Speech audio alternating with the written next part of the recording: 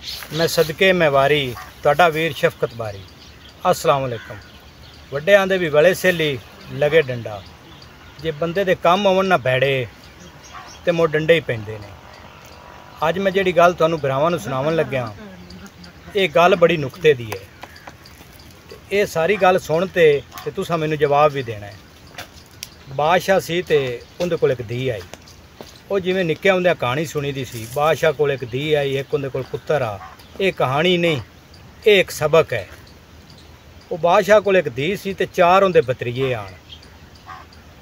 वो एक भतरीआ आखे भी बादशाह दी धी दा रिश्ता मैं लेना, दूजा आखे मैं, तीजा चौथा।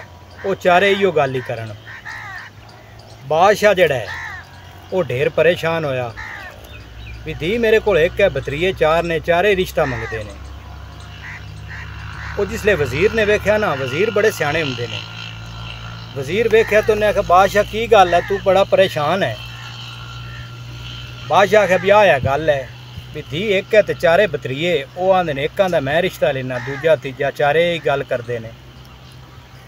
वजीर ने आख्या मैं तेनों दसना बई हैन तो रजदे खांदे पींदे, पर तू ये कर बई इन्हां दे विचों किहड़ा करन कमावन वाला है, उन्होंने मैं धी दा रिश्ता देसां।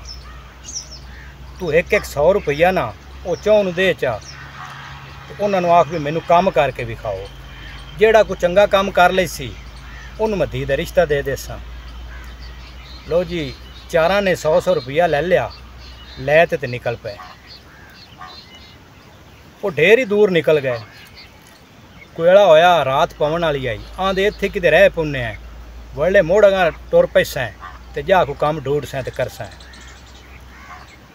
भुख भी लग पई। एक नूं आख्या जा बई कोई खावन वाली शै लै आ। वो गया ना, वो एक पतीला लैके आ गया 100 रुपए का। वो जिसले आया उन्हें आख्या भी ये पतीला लै आया वेला ते हुण खाना की है।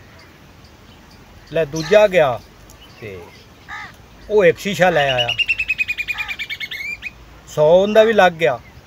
उन्हें आख्या भलिया लोका भी तू वो पतीला लाया, तू 100 का शीशा लै आंदा है ते डिड्डू आप भुखे हैं। त्रीआ टुर पिया। वो गया ना ते अगां एक बंदा निक्के निक्के बालां नूं ना माड़ी जी भैड़तो जी घोड़ी आई, उनदे ते 10-10 रुपये लैके झूटे पे दिंदा सी। उन्होंने आंदा भाईया घोड़ी बेचनी है। वो 100 की घोड़ी उनके को लै ते आ गया। उन्हें जिसले वेख्या उन्हें आख्या भी तू भी बम कड्डी है बई घोड़ी लै आया तो डिड्डू मुड़ भुखे हैं, खाना की है।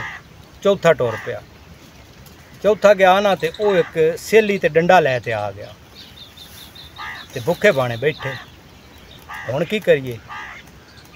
सलाह की उन्हें भी अपने नाल लग गया दा, आपां हर शै हटावीए। लो गए पतीले वाले अल्ले, उन्होंने आंदे भी आ साडा 100 दे ते आ पतीला लो। भी दिता चाहिए पतीला, असी खाना की है। उस आख्या इस मेरे को पुछया भी ये पतीला करदा की है। ये पतीले नूं धो मांज के ना ते चूल्हे ते अग बाल ते तेन उत्ते रखो, जेड़ी शाय आखसो इंदे चो पक जासी, तुसी रज ते खा लवै जे। उन्हें को ना हटाया। अगां गए तो वो शीशे वाले अल्ले, उन्होंने आंदे भी आ शीशा रख ते 100 साडा वापस कर। उस आख्या भी इस मेरे को पुछया भी शीशा की करदा है।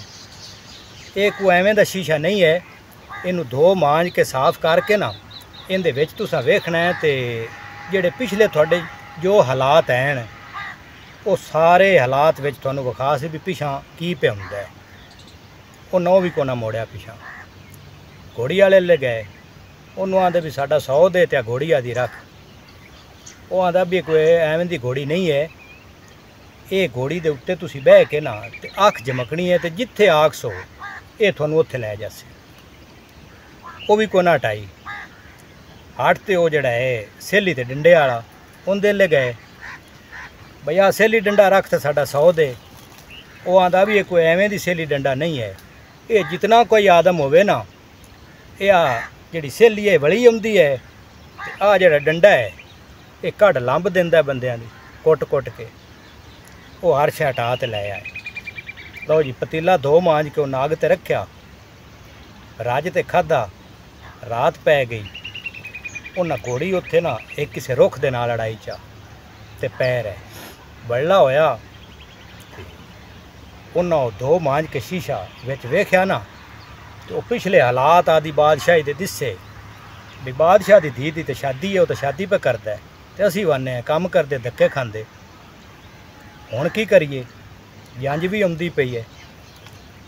ਤੇ ਭਲਿਆ ਲੋਕੋ, ਉਹਨਾਂ ਘੋੜੀ ਦੇ ਉੱਤੇ ਬੈਠੇ ਅੱਖ ਜਮੱਕੀ ਤੇ ਉੱਥੇ ਜਿਲੇ ਗਏ ਤੇ ਅਗਾ ਵੇਖਿਆ ਢੇਰ ਸਾਰਾ ਆਦਮ।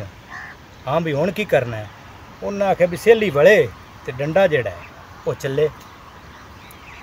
ਲਓ ਜੀ, ਉਹ ਸਾਰੇ ਆਦਮ ਨੂੰ ਉਹ ਸੇਲੀ ਵਲੀ ਆਈ ਤੇ ਡੰਡੇ ਆਣ ਜੰਜ ਵਾਲੀ ਬੰਬ ਕੱਢੀ। ਉਹਨੇ ਜਾਂਜੀ ਕੁੱਟ ਕੁੱਟ ਉਹ ਵਜਾ ਸੱਟੇ। ਹੁਣ ਗੱਲ ਇਹ ਹੈ, ਇਹਦੇ ਜਿਹੜੀ ਮੈਂ ਤੁਹਾਨੂੰ ਨੁਕਤੇ ਦੀ ਦੱਸਦਾ ਪਿਆ ਸੀ ਵੀ ਬਾਦਸ਼ਾਹ ਦੀ ਧੀ ਦਾ ਜਿਹੜਾ ਰਿਸ਼ਤਾ ਹੈ ਉਹ ਤੈਨੂੰ ਮੈਨੂੰ ਤਾਂ ਢੀਣਾ ਨਹੀਂ ਸੀ।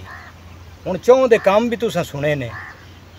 ਹੁਣ ਇਹ ਦੱਸਣਾ ਇਹ ਹੈ ਵੀ ਉਹਨਾਂ ਚੌਂ ਦੇ ਵਿੱਚੋਂ ਉਹ ਬਾਦਸ਼ਾਹ ਦੀ ਧੀ ਦਾ ਰਿਸ਼ਤਾ ਉਹ ਕਿਹਨੂੰ ਲੱਭਿਆ, ਉਹ ਕਿਹਨੂੰ ਡੀਜਾ, ਇਹ ਤੁਸੀਂ ਨਾ ਭਰਾਵਾਂ ਨੇ ਕਮੈਂਟਸ 'ਚ ਦੱਸਣਾ ਹੈ, ਨਾ ਤਾਂ ਮੁੜ ਮੈਂ ਤੁਹਾਨੂੰ ਦੱਸਾਂਗਾ। ਲੈ ਵੀ ਬੇਲੀਓ, ਰੱਬ ਰਾਖਾ, ਜਿਉਂਦੇ ਵਸਦੇ ਰਹੋ ਤੇ ਹੱਸਦੇ ਰਹੋ।